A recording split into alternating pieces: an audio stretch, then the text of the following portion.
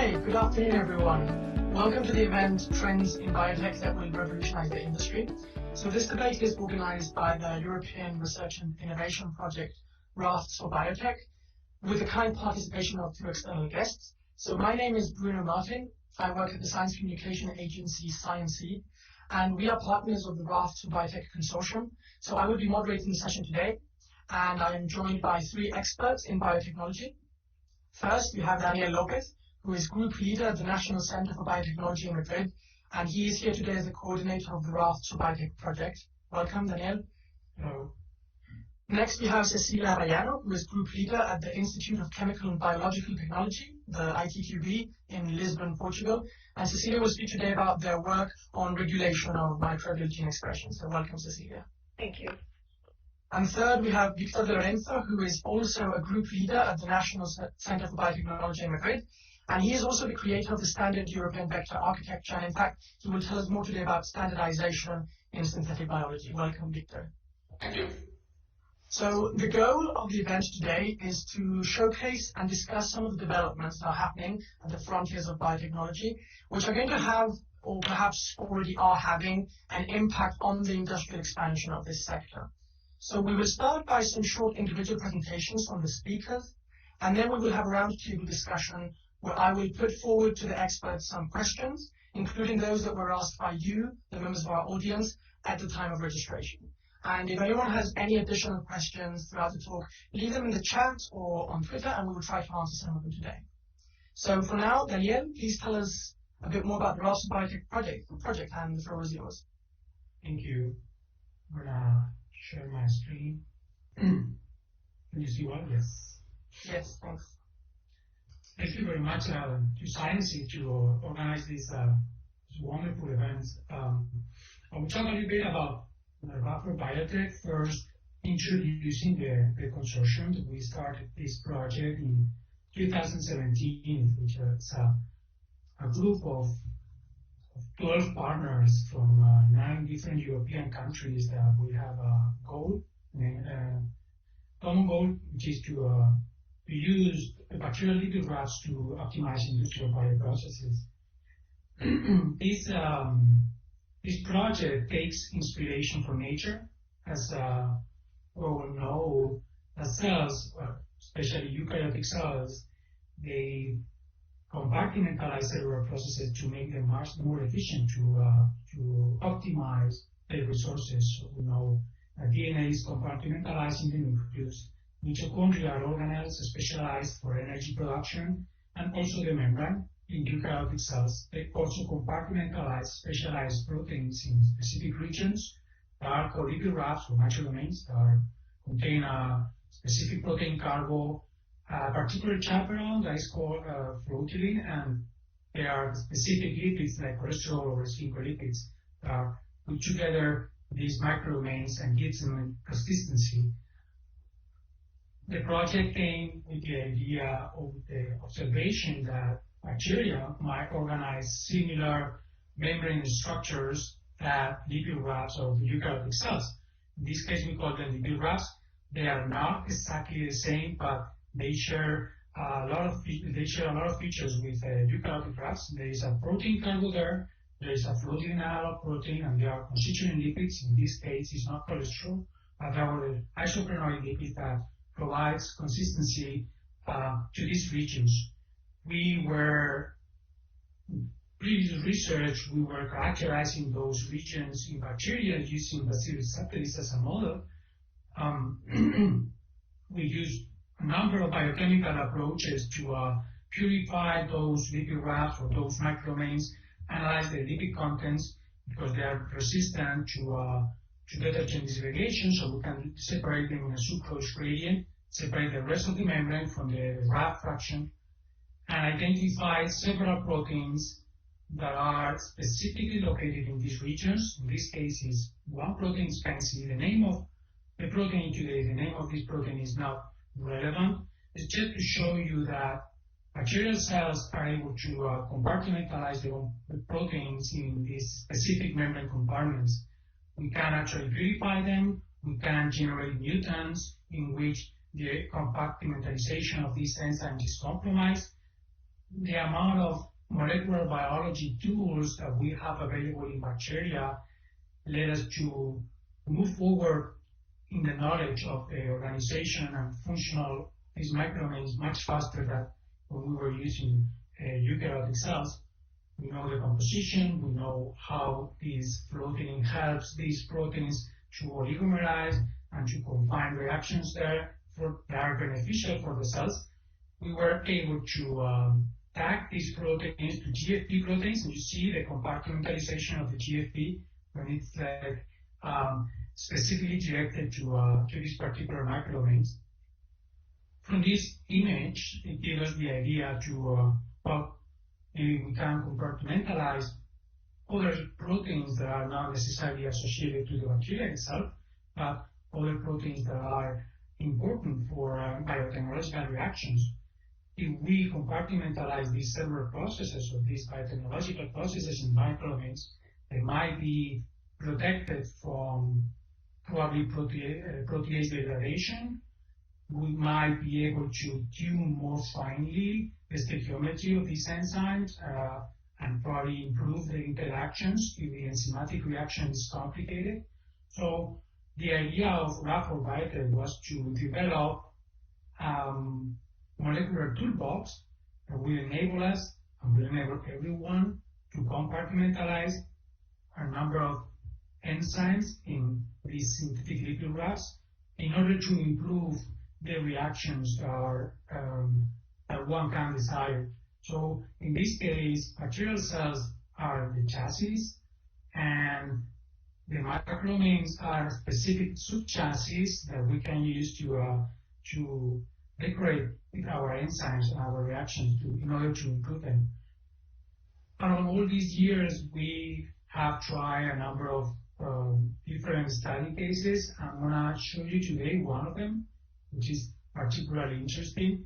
And it's very visual. I choose it today because it's visual. It's the production of one particular pigment.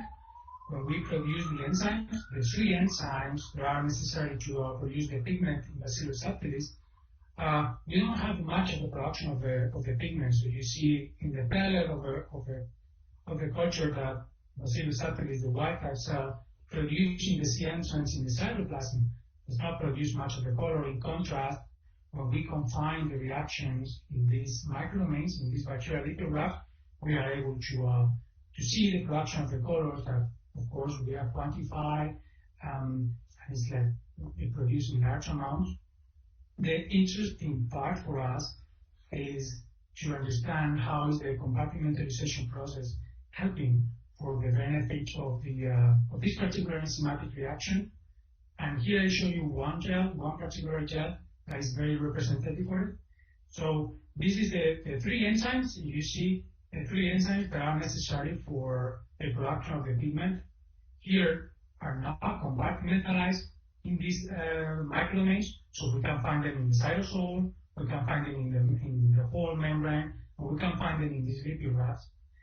You see the production of these three enzymes without any compartmentalization makes it very inefficient, and one of the enzymes is subjected to protease degradation, so the reaction doesn't happen in these, let's say, natural conditions.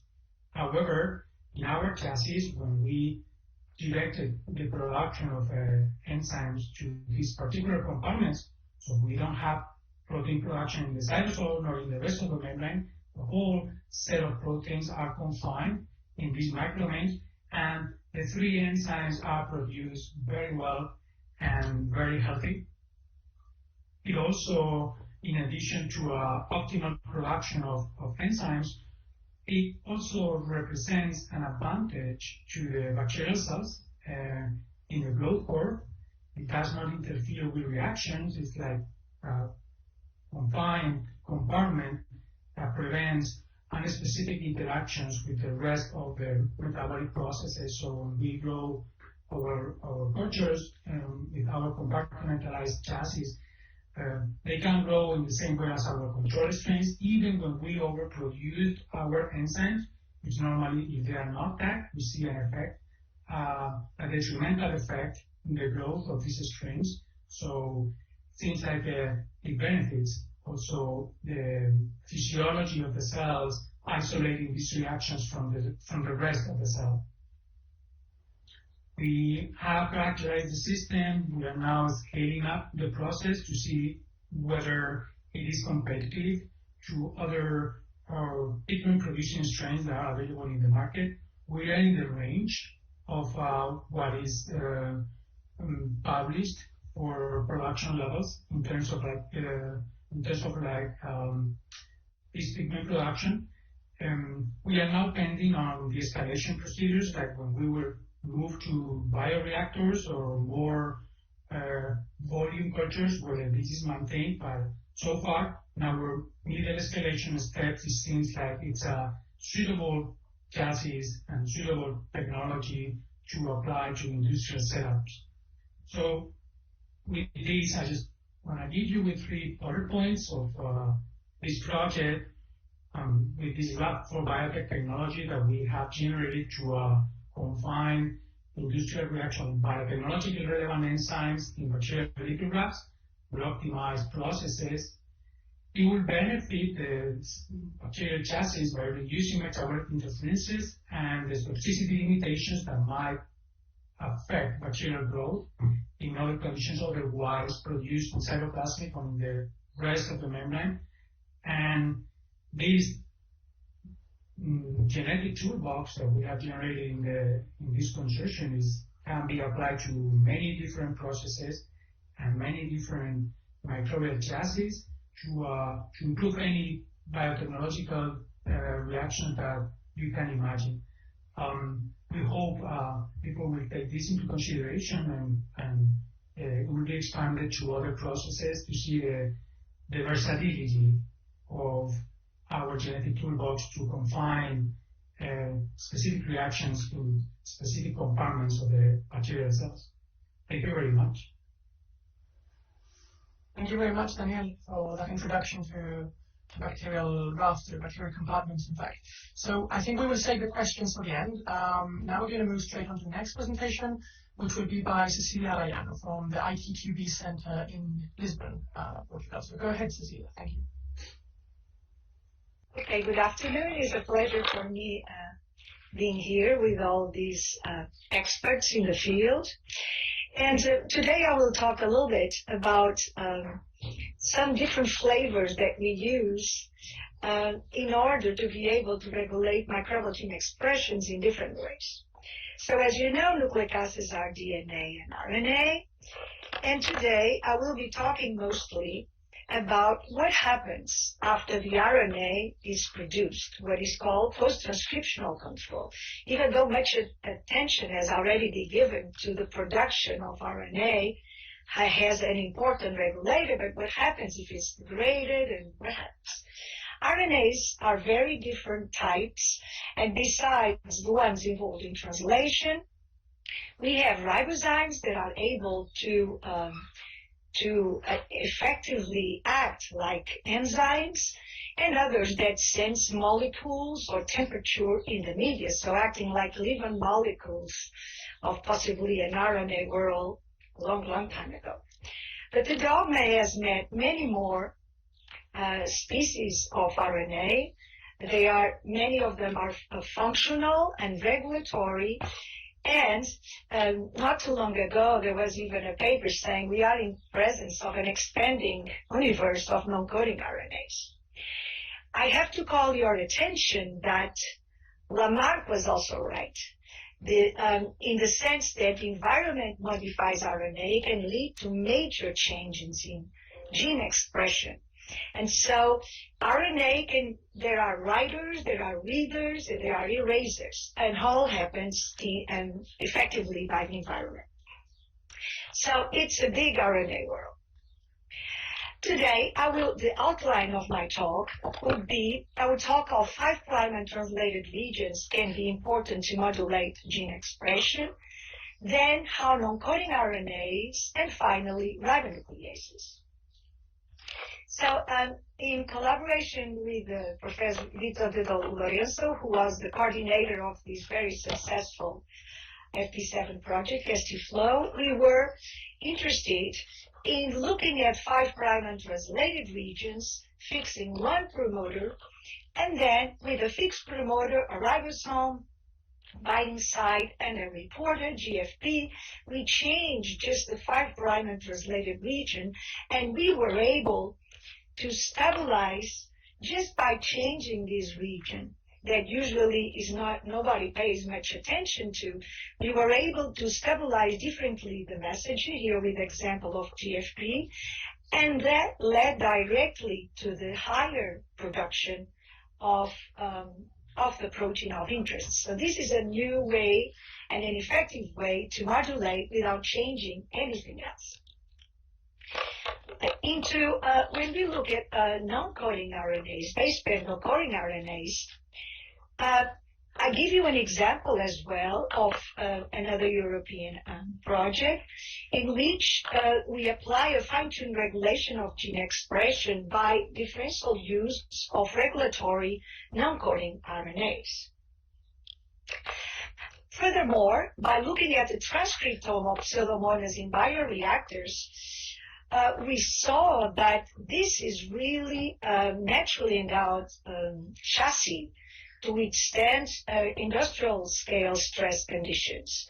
In fact, this seems to be linked to the intracellular pool of nuclear chain length, the polyhydroalkanoates. And this work was in close collaboration with a group of Ralph Tuckers in Stuttgart. So we decided to look at, in a bioreactor, at different locations in the bioreactor and check by RNA-seq if the stress of bacterial being in a bioreactor plus the lack of glucose, the moving through the different locations would certainly stress the cells physically and also metabolically. And that would certainly lead to the production of non-coding RNAs. And we were right. In fact, we had a differential expression analysis, many different non-coding RNAs, and in total, we found 725 new RNAs that were not yet discovered, even though many non-coding RNAs were already reported in Pseudomonas in different growth conditions. And this shows that, that we have a plethora of non-coding RNAs, even in the most unexpected conditions that we should look at to adapt the cells to different environments. Given the power of non-coding RNAs to control and regulate gene expression, we decided to be able to synthesize RNAs enabled to modify the expression of certain genes a la carte, directed to them. So we used a scaffold originated from E. coli MIC-C that we knew that would attract HFQ, that is an RNA chaperone that stabilizes the RNAs, some of the small non-coding RNAs through the cell. And then we had the seed sequence directed to the to the gene that we wanted to attract. For that, we use, and you'll listen to much more about that with Victor Lorenzo, about the famous P7 plasmids, and the standardization of these plasmids was what made us able to have very good results. So we decided to target TCA enzymes like aconitase B and succinate dehydrogenase by putting the seed here in this synthetic small non-coding RNA directed to these genes. And we saw that as the small non-coding RNAs were produced, the respective mRNA was of the target that we wanted to target was reduced in the two cases, with a concomitant decrease in the enzyme activity. This also shows that they can modulate electrolysis and endogenous. They are versatile. They are generally diverse organisms, fast dynamics, flex tunability, and so this shows that they can be a powerful tool to genetic and metabolic engineering. All of you have used and have heard about the CRISPR, that is, they are guided by small non-coding RNAs, the guide RNAs. that direct to the DNA in order to proceed gene editing. And this led last year to the Nobel in chemistry, Emmanuel and Jennifer. And even last week, or a little more than a week ago, Jennifer was talking in the RNA 2021 meeting, and she talked a lot about CRISPRology. And I think this is a new concept that is coming, and it's very interesting. And in fact, CRISPR enables RNA-programmed genome editing. And I want to call your attention that in this case, the first that was discovered was a nuclease, Cas9. And nucleases are enzymes that cleave nucleic acids. They can cleave DNA, or others that just cleave RNA, usually are called ribonucleases. And this is one of the favorite topics of our lab. The RNases can cleave the RNA internally, or single-stranded or double-stranded, or can cleave by one of the extremities. And one of our favorite family of enzymes has been RNase 2 and RNase that are represented in a very simple way here, E. coli. I want to call your attention that it has been usually not paid much attention, but bacterial RNAs, yes, they are polyadenylated. And polyannulation can also be a way to modulate stability and translation of this. So years ago, we had the structure of the first member of this family, and it came with RNA, and for that was a big advance. And by knowing so well this enzyme, we were able to make a super enzyme that has 120-fold more activity than the wild type. So this shows that we can modulate these enzymes quite well. And knowing that these enzymes are so powerful, in collaboration with Victor Lorenzo, we constructed and characterized ribonuclease mutants in Pseudomonas putida. And when we did a phenotypic analysis, we saw very interesting results, because just single mutants could affect motility, resistance to a plethora of stretch agents, temperature stresses, colony morphology, and so forth. And this is very, very interesting, because you can also choose the RNase mutant to adapt to your favorite conditions. And as all of you know, the SARS-CoV-2 is an RNA virus. And is an RNA virus, is in the COVID unlocked the power of RNA.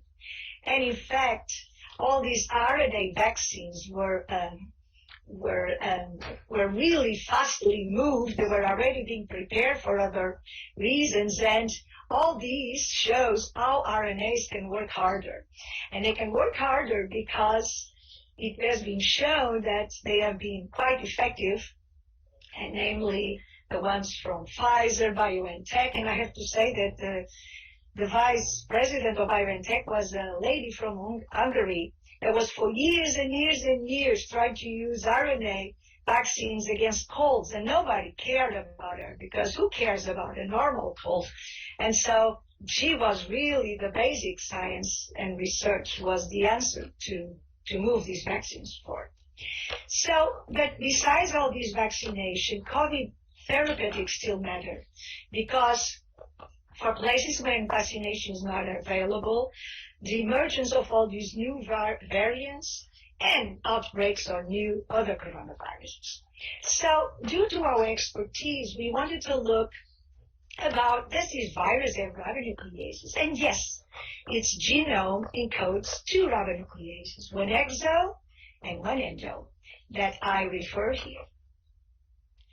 And would they be good targets? And Margarita Saramago in my lab, when everybody was locked out, started thinking about this. And yes, looking at what happened in SARS-CoV-1, it shows that they can have vital roles in viral replication, and they are also the most potent viral interferon antagonists for SARS-CoV-2. So we decided there was like a COVID task force of Ruth Match, Margarita Saramago, and others, and we looked and we managed to really characterize this enzyme for the first time. We have the model, we constructed many mutants, show the different activity. And I have to say that this is a really fascinating enzyme because not only it degrades RNA by one extreme, but also has a protein that can really help and activates the enzyme, and also has another activity that is methyltransferase. And by doing this, since the virus produces RNAs that do not have eukaryotic cap, the virus brings already that capability of adding the cap to hide its own RNAs from the host, so they look like our RNAs. I mean, look, it's fantastic, this machinery. So we published these very recently, and thinking that this could be new targets for drug design, these ribonucleases. And in fact, in collaboration with virologists, we have isolated viral SARS-CoV-2 from Portuguese patients. And here you see the titration of the virus in viral cells that are monkey cells. And looking at many experiments and many things, we have discovered drugs that really are against these ribonucleases, which inhibit replication of the virus in the cells. So what we are trying to do, and this is now in process for patent, is like when you have a headache, you take an aspirin to reduce a headache. So our idea is, if you have COVID, you take something that domesticates your COVID and turns a wolf into a dog, into a normal cold. And so you don't have to go to the hospital, you don't have all these bad side effects because you just have a regular cold. And all of us in humans have at least 4 coronaviruses that live with us once and off and don't do much harm. So I hope I show you today that RNA is fantastic to communicate with bacteria for industrial processes, to all types of cells. We all have the same basis. The basis can be modified. They can be functional. And it's an excellent way to modulate production. And RNA is ubiquitous, can be modified, high versatility, and have a very fast turnover. So this is very good for communication and also very good for applications in biotech and industry. So this is my lab waving to you in our new sad reality that is coming back slowly to normal. This was around Christmas, so we still have some hats on. This is where I work in my email if you need any further questions besides today. And I want to finish by saying it's a big RNA world. And now get ready for Victor because the best talk always came in the end. Thank you very much. Thank you very much, Cecilia. That was truly fascinating account of the mind-boggling possibilities of RNA for regulating all sorts of gene expression. So, as Cecilia said, let's move on to the final talk. Victor de Lorenzo from the National Center for Biotechnology in Madrid, who's going to talk about standards in synthetic biology.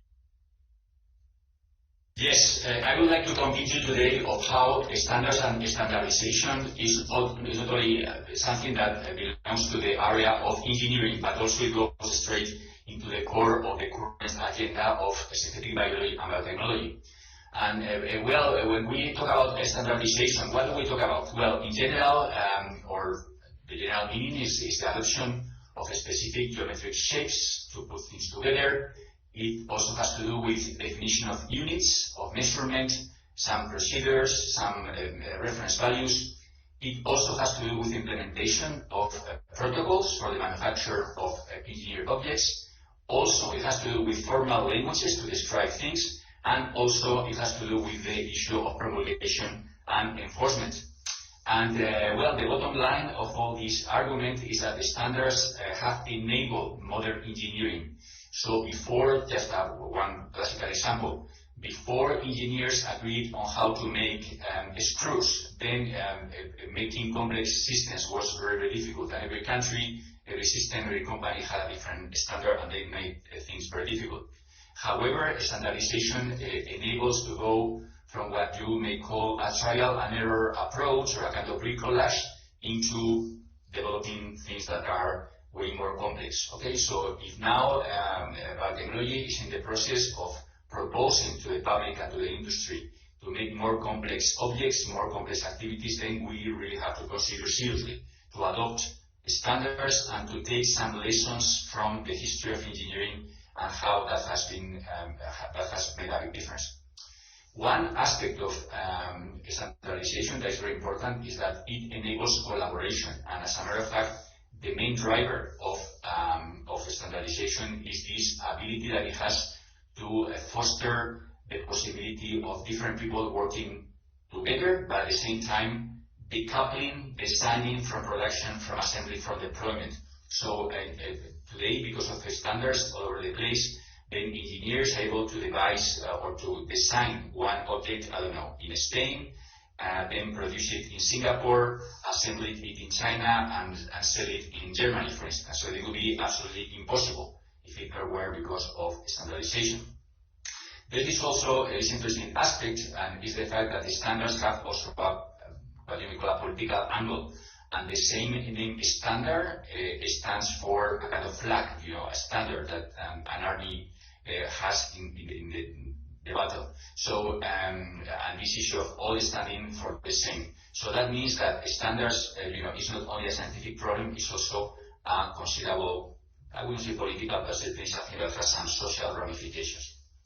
Okay, so in this context, what all this has to do with synthetic biology and biotechnology? Well, the proposition that I throw for discussion today is that the same steps that were taken before in electric engineering, civil engineering, mechanical engineering, now should be taken to standardize the biological sciences that are a big part of the ongoing revolution in the economy and society that some people have called the fourth industrial revolution. But obviously we have some challenges here when we try to standardize biology and standardize life systems. Well, number one is that unlike screws and these things, biological components of life systems are context dependent. So the connectivity, the parameters associated to a given component of a biological system may change depending on many circumstances. Obviously, we have also the issue of evolution. So biological systems are subject to evolution, whether it or not. Then also biological objects interact all the time with metabolites and chemicals that may alter their parameters. Also, just remember, and even though this may happen in other areas as well, but combination of biological components in many cases originates emergence. So that means that 2 and 2 is not always 4, it may be more than 4 or less than 4. And also, and this is very important, biological materials are soft, they are not hard. And that enters very specific challenges when we try to standardize things. On top of that, we live in biology in a culture that, to be frank, is not very disciplined. So I like this quotation by Murray Gell-Mann saying that a scientist would rather use someone else's toothbrush than another scientist's nomenclature. So there is this cultural reluctance to adopt the standards, even just to name things. Okay, so what should be standardized in synthetic biology and biotech? Well, there's a long list of things. I won't go in detail through all of them, but there are issues and possibilities in the physical assembly of system components. There's this super important issue of metrology. How do we measure things that happen in biology? How do we measure transcription? How do we measure translation? Do we have good units with references? We also have this aspect of how to handle and manufacture engineered objects in biology. Should we adopt standards like ISO standards or some type of standard operating procedures? But there are other things, and for instance, the issue of the language. So biology does not have a standard language, so we name genes with arbitrary names, we describe things with completely capricious metaphors, and this is something that we have to deal with. We have these issues of databases, we have this issue of risk assessment, how do we measure different hazards associated to the handling of biological materials. Well, you have a whole bunch of issues in biology that are nearly untouched from the point of view of standardization, but that we need to tackle if we want to convert biology and synbio in a serious discipline. So let me just mention briefly, of course, some propositions on what we could do immediately in terms of applying standards in synthetic biology and biotechnology. Well, one of them is to focus on the chassis, and the term chassis has been mentioned by the previous speakers, and it's this idea that you have a basic physiological genetic frame where you can put things in and out. This is one of the key aspects and concepts of synthetic biology. Well, you can think on many chassis, and you know, people keep on calling a chassis every single bacterium, every single host of recombinant DNA. In my opinion, this is not correct. So we should really focus in a limited number of chassis that are characterized to an extent that upgrades this host of recombinant DNA to a higher level of utility. I have a little list here of chassis. Well, there are many others, but you know, not every bacterium, not every biological system that accepts recombinant DNA can be called a chassis. And we have proposed, along with other colleagues, that we should have a roadmap to convert a recombinant DNA host that is isolated from the environment into a real standardized synbio chassis. And that will simplify tremendously industrial acceptance, industrial dissemination, risk assessment, and many other features that at the moment become actual barriers for implementation of synthetic biology at a higher scale. You may ask, well, what happens with risk assessment? So should we contain also these chassis? Should we endow these chassis with other characteristics? Well, in the last couple of years, together with Natalia Krasnover of the University of Newcastle, we are promoting this idea of barcoding synthetic biology constructs for the sake of traceability, for the sake of having digital twins that will deliver all the information that is required for handling a specific synbio construct. And in my opinion, this is something that having this standardized barcoding is going to be one of the big, say, industrially interesting developments in synthetic biology in the future. We need to also standardize the tools and the assembly. Cecilia mentioned on passing this standardization of tools, and we have contributed to this front by proposing the community to adopt this standard European vector architecture for plasmids and other DNA constructs for genome editing and others, and that's becoming very successful. There's also this aspect of standardizing the language, and in the last few years there has been a tremendous effort by various stakeholders to implement what is called the synthetic biology open language. That is a way of representing synthetic biology constructs as synthetic biology activities or related activities with an inequivocal language that can be read by a machine, not just by a user. One of the nice things about adopting these standards is that it can be translated into a language that can be understood by a robot. So that means that in the future, and this is not that far from us at the moment, we will be able to, instead of going to the laboratory and start using pipettes and vectors and all this, we'll be able to code our experiments and then with this SGO language and other standard languages and give instructions to robots to deliver and to make experiments for us. We have this issue about metrology. How do we measure things? And obviously, how do we measure things in a cell is very different of how you measure things in a factory, because you have a completely different three-dimensional milieu and material components. But well, there's this big interest to develop biological metrology that takes into account context sensitivity, good definition of units, and other aspects connected to making sure that when we say this is a strong promoter, well, instead of saying this is a strong promoter, please give me, for instance, the number of polymers per second that goes into that promoter, and we have a good number and good reference to make sound engineering. Well, some experiments and some experimental approaches have been proposed to the end, but still is not very easy. Okay, let me just finish saying that standards should be developed through international collaboration. And well, this has been on top of the table by funding agencies for a long time. Up to, even 10 years ago, we had a summit in Segovia in Spain with the National Science Foundation of the US and the European Commission, where we started to discuss possibility of collaborating in the front of standards. And in the last few years, the European Union has put together this consortium called BioRobust that has precisely as a mission to implement the standards in various aspects of synthetic biology. And this is a big consortium that is integrated not only by Europeans but also by scientists from the US and from Asia. And we are having an ongoing conversation on how to implement that and how to spread the word that standards are very useful for the sake of synthetic biology. Well, in summary, let me recap that standards make the difference between bricolage and real engineering, that standardization is one of the drivers of the ongoing industrial revolution, that making standards may be not too exciting scientifically, but it's very important for industrial development. Metrology is a big issue in standardization, and that biological standards are a clear opportunity for international collaborations. That's all. Thank you very much. Thank you, Victor, for that insightful and incredibly pithy presentation. I'm going to move on to the roundtable now. You brought up a lot of interesting points I want to discuss. Just a word on logistics before we start. I'm going to propose that we go on until 10 minutes past 5. That is okay by the audience and the speakers, since we started 5 to 10 minutes late due to some technical difficulties. That way we won't have to cut short the discussion right now. So we've heard about these three great advances that are pushing forward the transfer of biotech from the lab to the marketplace, right? So Danny was talking about compartmentalization, and Cecilia was talking about regulation, and Victor was talking about standardization.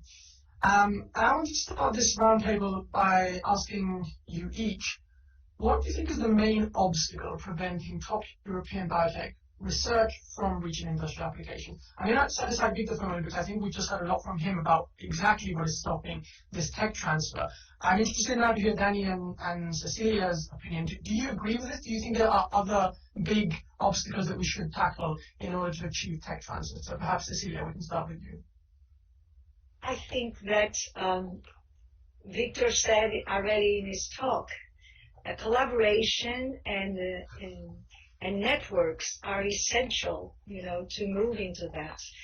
And for instance, scientists that work on basic science, like myself, only recently, or things that start all these innovation departments, and when they start doing things that involve lawyers and so forth, we immediately reject that.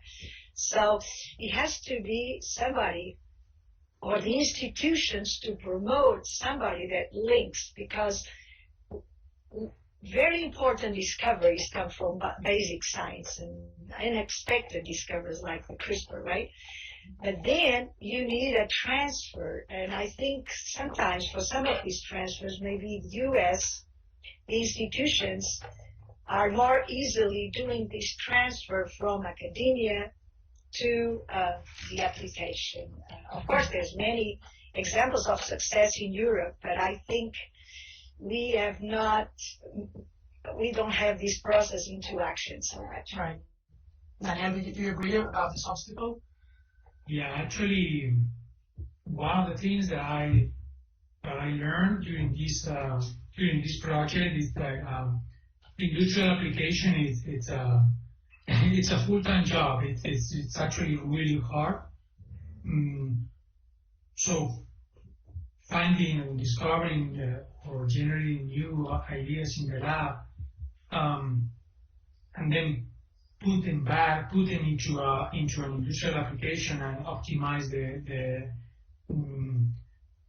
system for industry is extremely complicated. I find it, because we have a consortium with companies, it was possible, but I find it particularly hard if one lab has to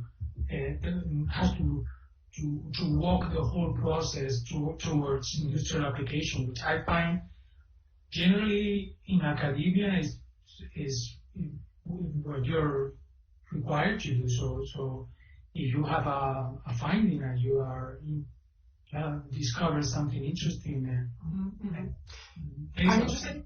You mentioned in the RaftsForBiotech project one of the use cases that is producing good results that could be transferable to the industry is this production of cosmetic pigments. And Cecilia Gallano was talking about how the studies on regulation, which started out as basic research, have also got these tremendous applications, for example, in pharma, in regulating viral expression. So I'm going to open the question to the three of you. Do you think there are any particular industrial sectors that have like a head start in this transfer from academia to the industry, or which industrial sectors do you foresee as expanding the most rapidly in response to these new trends? Sorry, go ahead, Daniel. In RaftsForBiotech, we target the cosmetic sector and the pharma sector, but all the business prospections for the pharma sector was to us was very negative, so we decided to focus on the cosmetics and all the clinical studies, and it's just complicated. So we focus on cosmetics just based on business studies, like study the market and the possibility to survive there.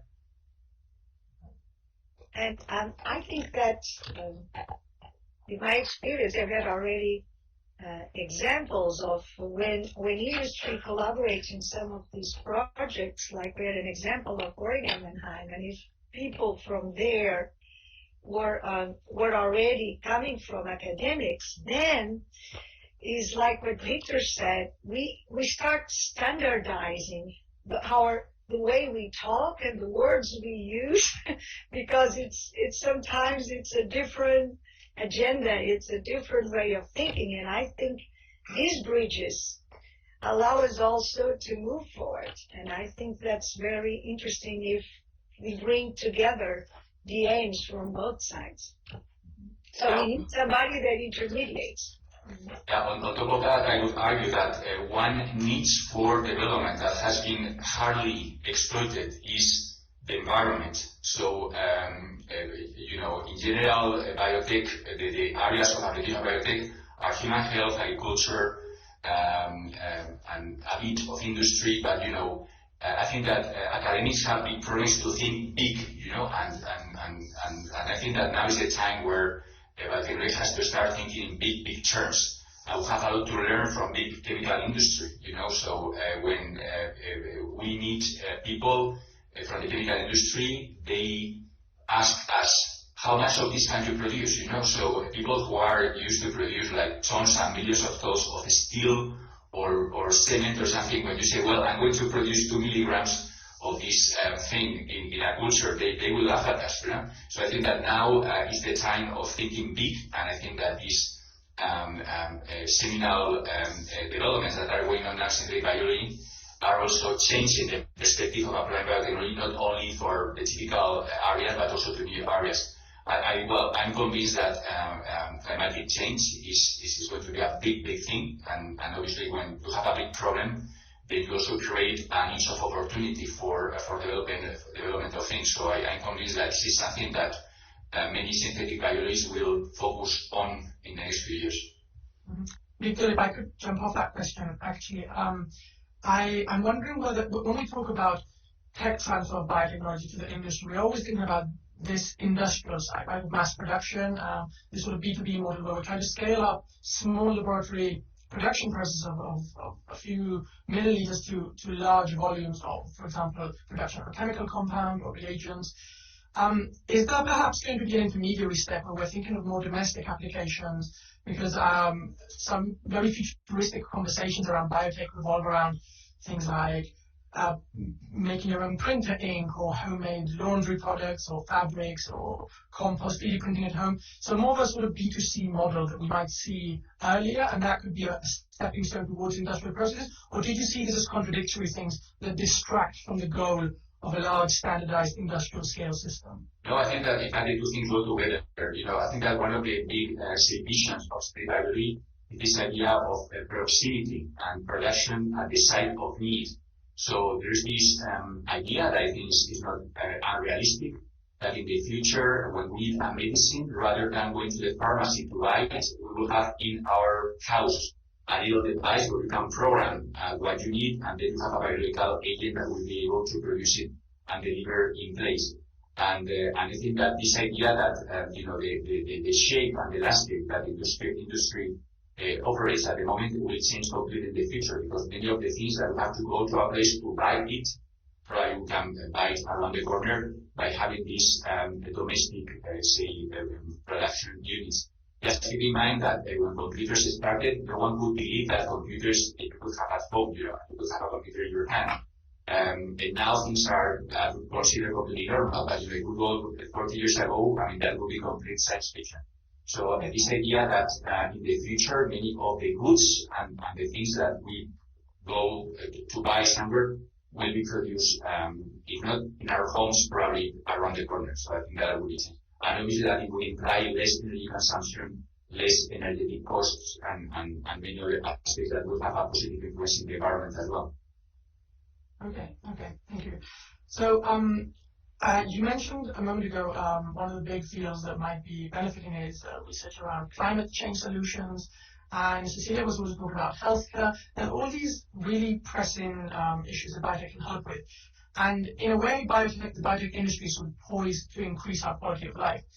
I want to know whether the three of you consider that currently the investments that are being done by European citizens into the biotech industry are providing a good sort of return on investment to their contributions by way of taxes in improving our quality of life. Is this investment translating to actual, real benefits to us now, or is this something we will see a lot further down the line and there's still a lot of basic research to be done? Well, Bruno, I think that the example that everyone can understand is RNA vaccines that Cecilia mentioned, I mean, this is something that was put together overnight on the basis of a massive research that had been done in previous years.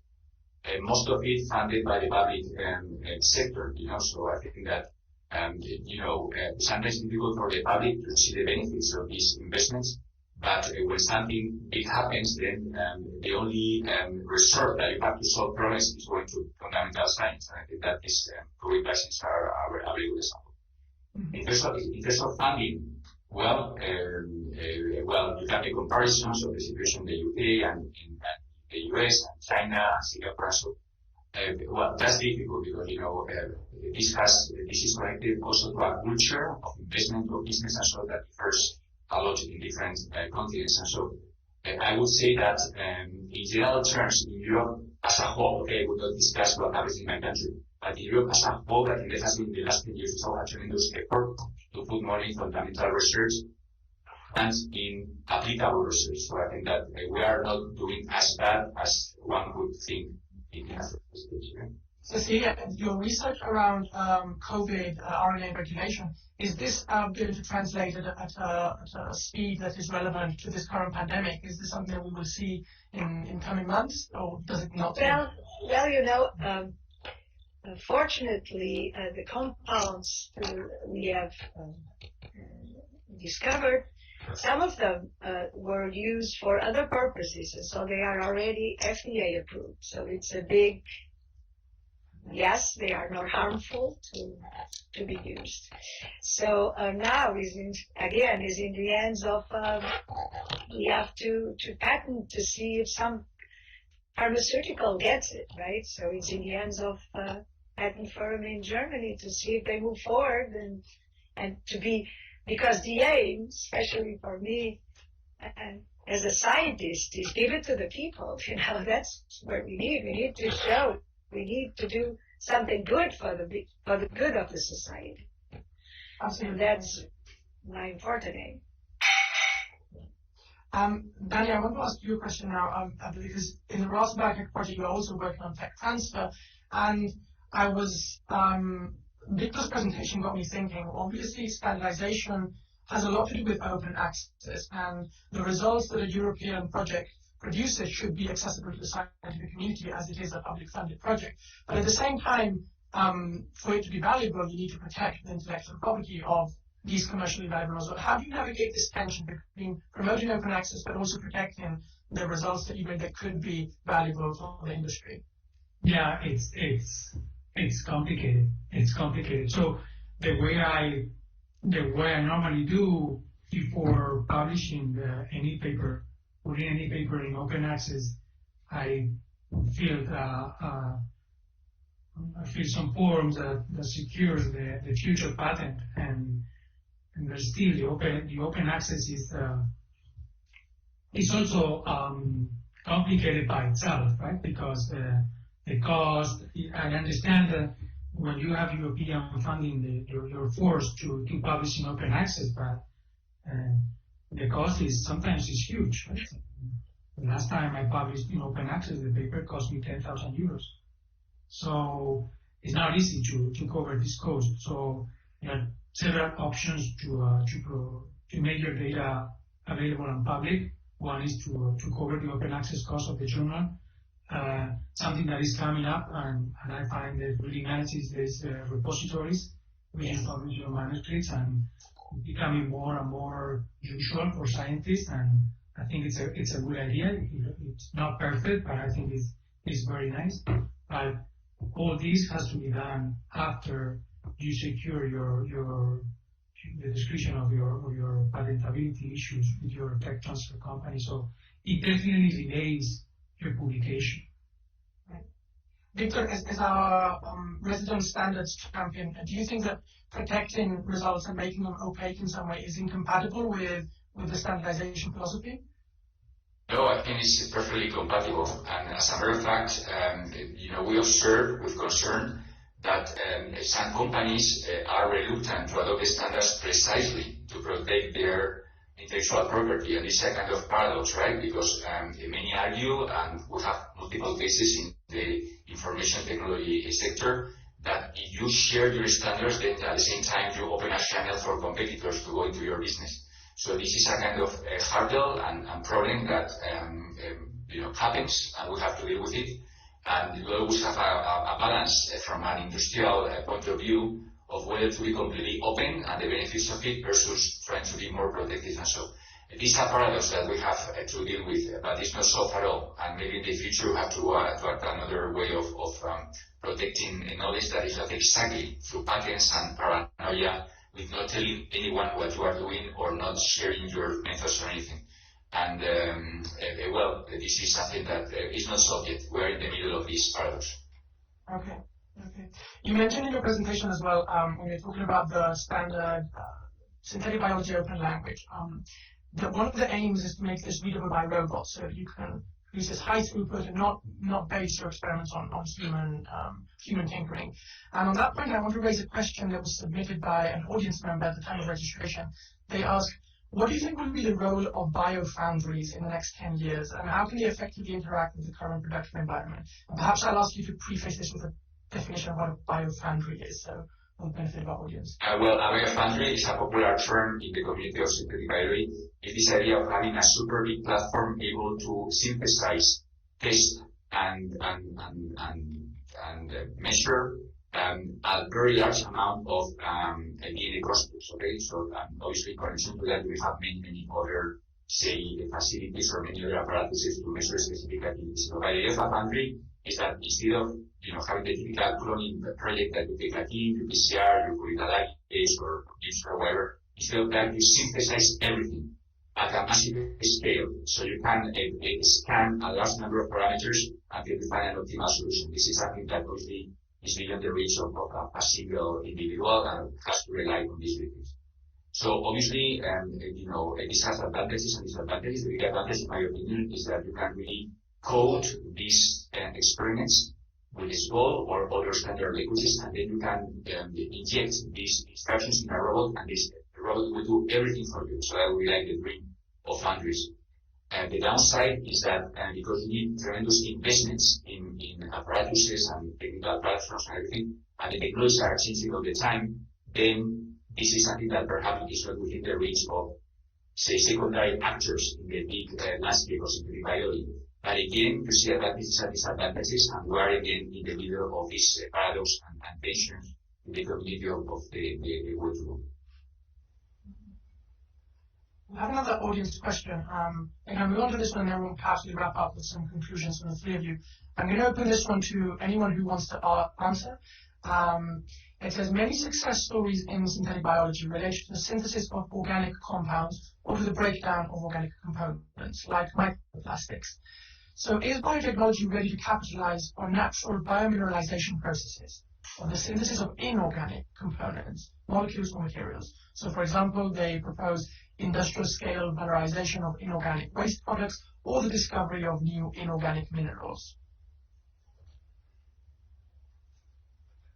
Does anybody want to take over? I'm assuming what they mean is bringing, when we think of synthetic biology, normally we're talking about producing organic compounds that you would readily find in these microbes anyway, and instead they're talking about bringing in new elements, perhaps metals or other elements that we're not so used to seeing in these microbes, bringing them into the fold of microbial production or microbial modification. Do you see anything like this happening in the horizon? No. Well, I don't want to be the only one answering your question. Go ahead. We can start off. I have no idea what is about the inorganic compounds. The real answer, because I have no idea. Okay, so one of the issues or one of the ambitions of the debate is to bring into the biological realm reactions and activities that have been so far the exclusive kingdom of chemistry, right? Including elements that are not biological elements. Life is based on carbon, phosphorus, nitrogen for the most part. But to have the entire periodic table, that most of it is away from biology. So there's this idea of bringing more and more elements into the realm of biology. And indeed, there are projects, not in our group here, but certainly in other places, to bring, for instance, fluorine. So fluorine is a typical non-biological element, and there are ongoing efforts. I want to mention, for instance, the work of Pablo Nickel in Denmark, to bring fluorine into central metabolism and to make a kind of life form that incorporates fluorine into many of the molecules. The same goes with silicon. So there are ongoing projects, and in fact involved in one of them, in which the idea is to make an E. coli that will replace much of its carbon, or a significant part of its carbon, by silicon atoms. And little by little, you can go in the way of making these life forms that have a chemistry that go beyond the boundaries of what you may call natural biological elements. I think that is an amazing, super exciting, and super promising area of expansion of synthetic biology as well. Whether in the future we'll be able to expand that to other compounds, like boron, for instance, that is a super interesting atom, we don't know, but there are many attempts in this direction. I just wanted to say that not necessarily to produce or to add, but for many years now, in crystallography, everybody was producing to help the crystallization and to determine the structure. We're making selenium methionine, and many others will incorporate selenium into the methionine to have, different metals that could help the structure and to look the X-ray structure of many. So this shows already they can, in a simple way and not with a specific aim, that they can be incorporated to help us move with the technology. Right, nice, and not just creation. Mm-hmm. Thank you for your answers, and thank you to the audience members for these fascinating questions. We are coming to the end of the session, so I want to wrap up by hearing your take-home messages. And if you agree, I'm going to give you each a minute or so to explain your conclusions from today. And just to kick you off, I'd like you to frame it answering the following question, and that is, what will you personally be watching out for as biotechnology transfers from the labs to the marketplace in the coming years? So, Daniel, do you want to start? Your take-home from today. For us, it will be important to, as Victor said, to consider the context, because our intention is to show the possibilities of compartmentalization, but of course, we cannot forget there is a context, there is a cell there, and we have to understand what is the concept and all the metabolic reactions that surrounding our compartments to evaluate whether our system works or not. Okay, thanks. Cecilia, what about you? What will you be watching out for? For me, the compartmentalization will be extended to the environment. And by the environment, I think you should progress more and more to personalized. Like each person has a different microbiome that is personalized in your mouth, like a biomarker.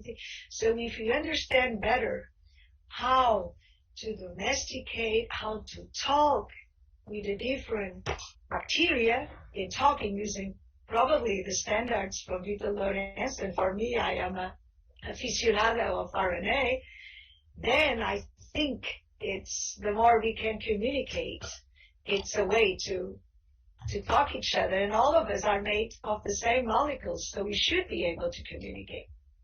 And that's what I think. Victor, what's your take on today? Yeah, well, I would just make a statement, and is that I think that the future is not only to bring engineering to biology, but also to bring biology to engineering. Thank you. Very good note to end on. Well, thank you very much to our three speakers, Daniela, Cecilia, and Victor. It was an absolute pleasure to talk with you today, and we'll see you in the next one. Have a good week. Thank you to all our audience as well. Thank you. Bye. Right, thank you. Bye-bye.